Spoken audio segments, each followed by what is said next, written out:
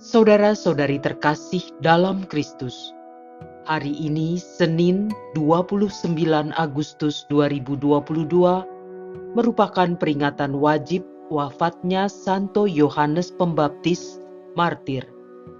Bacaan dibawakan oleh Willy Wibianto, Mazmur dilantunkan oleh Petrus Canisius Margo, dan renungan ditulis oleh Yohanes Kristanto.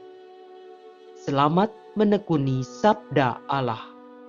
Marilah kita semakin mengasihi, semakin peduli, dan bersaksi.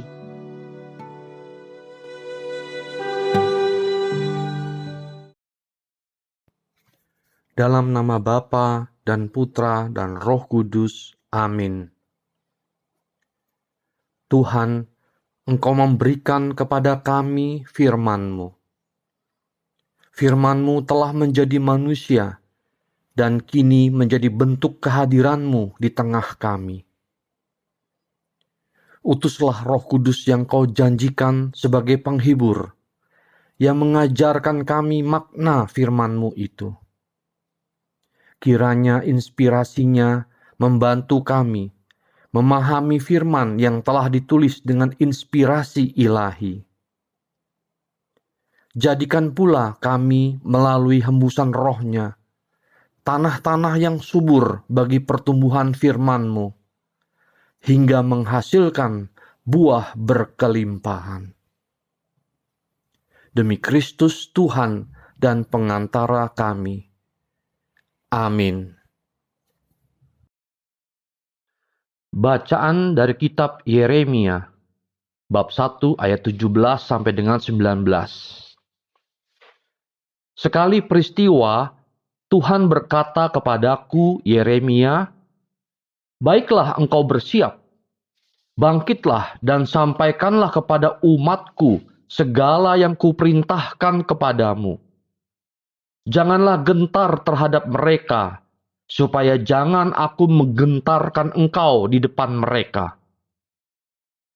Mengenai aku, sungguh pada hari ini aku membuat engkau menjadi kota yang berkubu, menjadi tiang besi dan menjadi tembok tembaga melawan seluruh negeri ini, menentang raja-raja Yehuda dan pemuka-pemukanya, menentang para imam dan rakyat negeri lain. Mereka akan memerangi engkau, tetapi tidak akan mengalahkan engkau, sebab aku menyertai engkau untuk melepaskan engkau. Demikianlah firman Tuhan.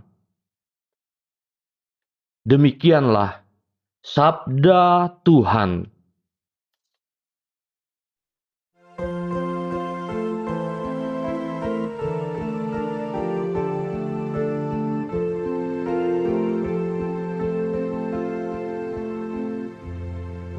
Betapa besar cintaku kepada hukum-Mu ya Tuhan. Padamu ya Tuhan aku berlindung. Jangan sekali-kali aku mendapat malu. Lepaskanlah dan luputkanlah aku oleh karena keadilan-Mu.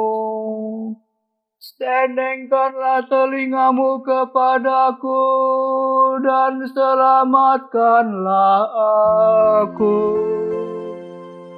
Betapa besar cintaku kepada hukum-Mu ya Tuhan. Jadilah bagiku gunung batu tempat berteduh, kubu pertahanan untuk menyelamatkan diri. Sebab Engkaulah bukit batu dan pertahananku. Ya Allahku, luputkanlah aku dari tangan orang fasik, dari cengkeram orang-orang lalim dan kejam. Betapa besar cintaku kepada hukum-Mu ya Tuhan. Sebab Engkaulah harapanku ya Tuhan. Engkaulah kepercayaanku sejak masa muda ya Allah. Kepadamu lah aku bertopang mulai dari kandungan. Engkaulah yang telah mengeluarkan aku dari perut ibuku. Betapa besar cintaku kepada hukum-Mu ya Tuhan. Mulutku akan menceritakan keadilan-Mu, dan sepanjang hari mengisahkan keselamatan yang datang daripada-Mu. Ya Allah, Engkau telah mengajar aku sejak kecilku. Dan sampai sekarang aku memberitakan perbuatan-Mu yang ajaib. Betapa besar cintaku kepada hukum-Mu ya Tuhan.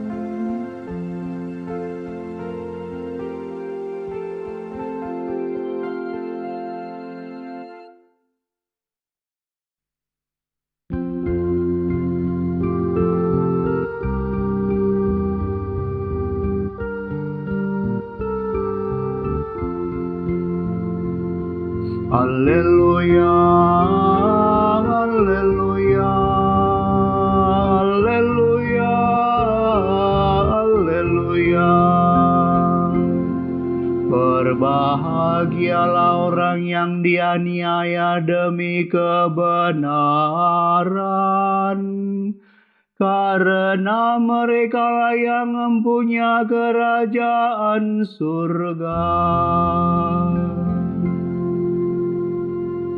Haleluya, haleluya, haleluya, haleluya, haleluya, haleluya, haleluya, haleluya.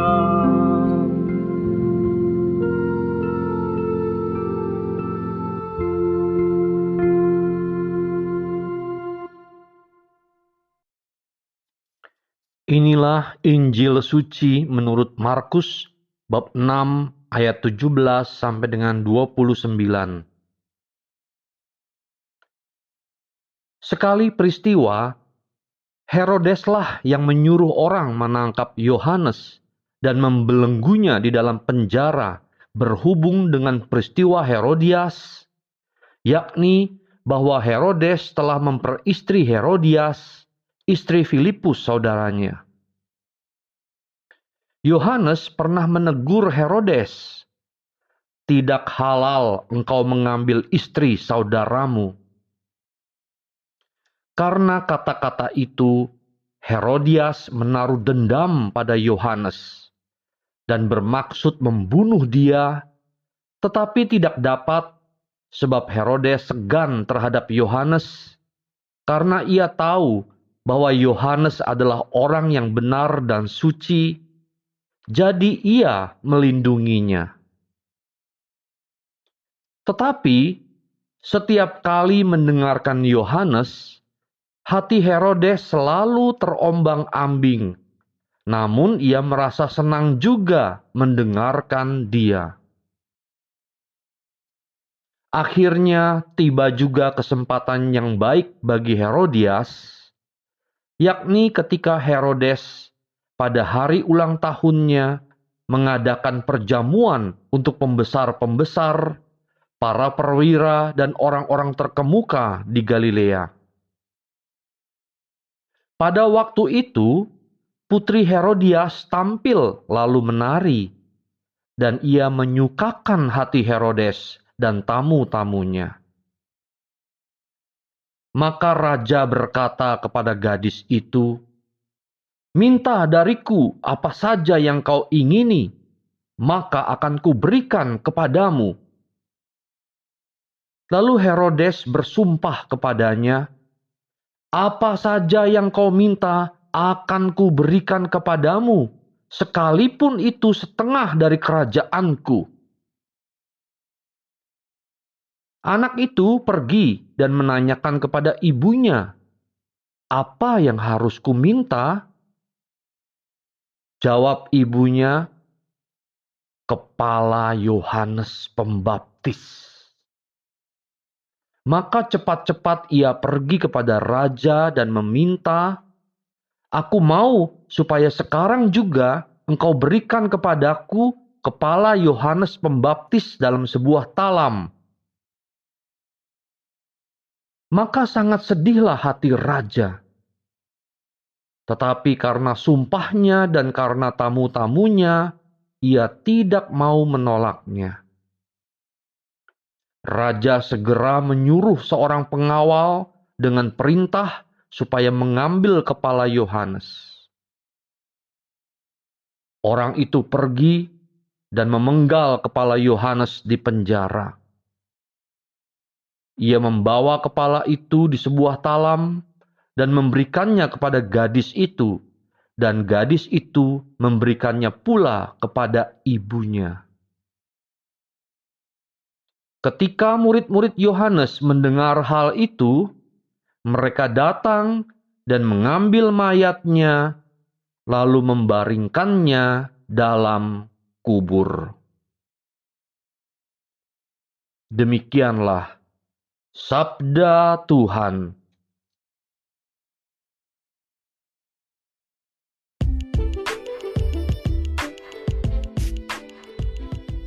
Dendam membawa petaka. Renungan dibawakan oleh Innocentius Henry.